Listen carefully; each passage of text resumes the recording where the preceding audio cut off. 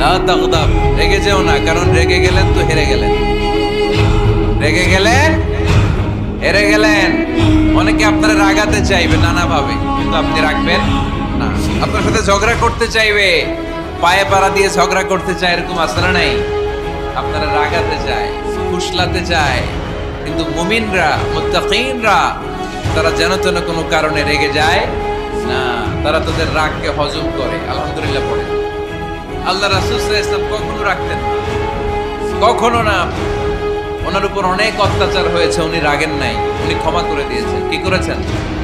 আল্লাহ রাসূল সাল্লাল্লাহু আলাইহি ওয়াসাল্লাম যখন মক্কায় নামাজ পড়তেন, আল্লাহ রাসূল সাল্লাল্লাহু আলাইহি ওয়াসাল্লাম যখন রুকুতে যেতেন, সিজদায় যেতেন, পিঠের উপরে পচা উটের নাড়ি ভুঁড়ি চাপিয়ে দেয়া। আল্লাহ রাসূল কখনো রেগেছেন? কথা বলেন। তায়েফের ময়দানে দাওয়াত দিতে গেলেন, পাথর মারা হলো, তিনি রেগেছেন? বাড়ি থেকে বের করে দেয়া হলো,